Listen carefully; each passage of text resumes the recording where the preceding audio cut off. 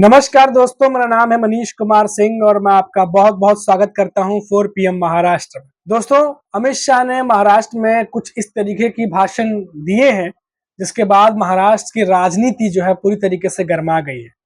महाराष्ट्र में अमित शाह के भाषण को लेकर अब सियासी पारा इतना बढ़ गया है कि तमाम नेता जो है अब उस पर रिएक्शन देने लगे हैं। अमित शाह ने बीजेपी अधिवेशन में उद्धव ठाकरे और शरद पवार पर तीखा हमला बोला था।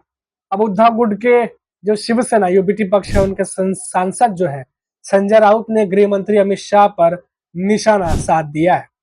संजय राउत ने कहा है कि अमित शाह ये देश के गृह मंत्री हैं, ये कहने में हमें शर्म आती है। अमित शाह ने जिस व्यक्ति पर भ्रष्टाचार का आरोप लगाया था वो अशोक चौहान आज अमित शाह के बगल में बैठे दिखाई देते हैं। इन्हीं की बीजेपी सरकार ने शरद पवार को पद्म विभूषण पुरस्कार से नवाजा और खुद मोदी जी ने उन्हें तारीफ की। मुझे लगता है कि मोदी और शाह में आपस में कोई लड़ाई हुई है, इसलिए मतभेद दिखाई दे रहा है। संजय राउत ने सीएम एकनाथ शिंदे पर भी जमकर निशाना साधा है। शिवसेना और उद्धव बाला साहब ठाकरे जो है नेता है, यूपीटी जो नेता है संजय राउत ने रविवार को कहा कि शिवसेना नेता आनंद दिघे के जीवन पर आधारित फिल्म धर्मवीर का दूसरा भाग राजनीति से प्रेरित है और निर्माता दिवंगत नेता की स्मृति का अपमान कर रहे हैं। दिघे को महाराष्ट्र के मुख्यमंत्री एकनाथ शिंदे का राजनीतिक गुरु माना जाता है। शिंदे द्वारा शिवसेना में उद्धव ठाकरे के खिलाफ 2022 में विद्रोह का नेतृत्व किए जाने और ठाकरे के नेतृत्व वाली गठबंधन सरकार को गिराकर मुख्यमंत्री बनने के कुछ दिनों पहले ही इस फिल्म का पहला भाग रिलीज हुआ था। अब धर्मवीर 2 का ट्रेलर शनिवार को जारी किया गया है और संजय राउत ने संवाददाताओं से कहा कि विश्वासघाती लोग अपने राजनीतिक उद्देश्य को आगे बढ़ाने और अपने विश्वासघात को सही साबित करने के लिए दिघे के नाम का दुरुपयोग कर रहे हैं।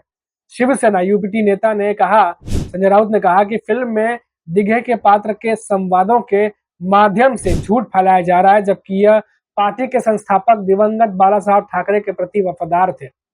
अब ये तमाम बातें जो है वो संजय राउत कहते दिखाई दे रहे हैं। न सिर्फ अमित शाह पर उन्होंने निशाना साधा है बल्कि एकनाथ शिंदे पर भी निशाना साधा है। आपको बता दें कि धर्मवीर 2 के जो ट्रेलर लॉन्च हुआ है वहां पर कई सारे जो नेता हैं, चाहे वो एकनाथ शिंदे हो, आशीष सलार हो या फिर तमाम फिल्मी स्टार हो, कई सारे फिल्मी स्टार भी वहां मौजूद दिखाई दिए। अभिनेता जितेंद्र वहां नजर आए, गोविंदा नजर आए, सलमान खान जो बतौर गेस्ट वहां पहुंचे थे, सलमान खान भी जो है इस इवेंट पर मौजूद रहे। तमाम मीडिया जो है उस पूरे प्रेस कॉन्फ्रेंस को कवर करने के लिए वहां पहुंची थी। ट्रेलर लॉन्च को धूमधाम से ट्रेलर लॉन्च किया गया।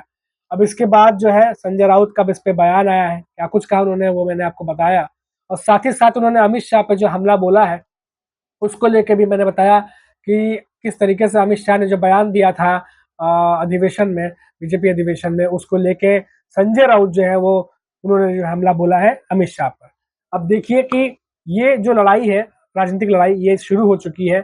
और इससे पहले हमने आपको बताया अपने पहले वीडियो में भी कि किस तरीके से जब शरद पवार पे भी हमला बोला था और भ्रष्टाचार का सरगना तक बता दिया था अमित शाह ने, उसको लेके सुप्रिया सुले ने जो है वो अमित शाह पर हमला बोला है और कुछ इसी तरीके से मिलती जुलती बातें उन्होंने भी कही है कि जो अमित शाह है खुद बीजेपी के ही नेता ने उन्हें पद्म विभूषण जो है सरकार ने दिया है और अब उन्हें ही जो है भ्रष्टाचार का सरगना कह रहे हैं। उन्हें हंसी भी आ रही है इस बात पर, इस तरह से बातें उन्होंने कही है सुप्रिया सुले ने।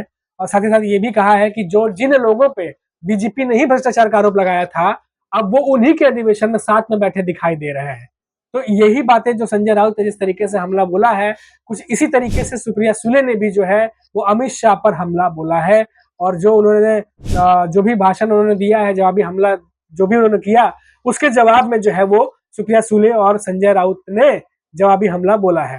तो अब देखिए ये लड़ाई जो है राजनीतिक ये शुरू हो चुकी है और सभी को अंदाजा था कि अमित शाह जब महाराष्ट्र आएंगे, क्योंकि बीजेपी नेताओं की बैठक चल रही है, विधानसभा चुनाव को लेकर तमाम तैयारियां चल रही हैं और ऐसे में अंदाजा सभी को था कि विपक्षी दलों पर अमित शाह जरूर जो है वो कुछ न कुछ टिप्पणी करेंगे, उस पर भाषण में बोलेंगे, और हुआ भी बिल्कुल वैसा ही। और वो जो है भाषण दिया उन्होंने और उसके बाद महाराष्ट्र की राजनीति जो है वो गर्मा गई है। अब तमाम नेता सामने से आ रहे हैं और जुबानी जंग जो है वो बढ़ी हुई है, जो आने वाले दिनों में और ज्यादा बढ़ेगी ऐसा अंदाजा लगाया जा रहा है। फिलहाल अभी के लिए इतना ही, फिर लौटेंगे तो बात करेंगे महाराष्ट्र के किसी बड़ी राजनीतिक खबर पर। तब तक के लिए आप देखते रहिए 4 PM महाराष्ट्र और मुझे इजाजत दीजिए। नमस्कार।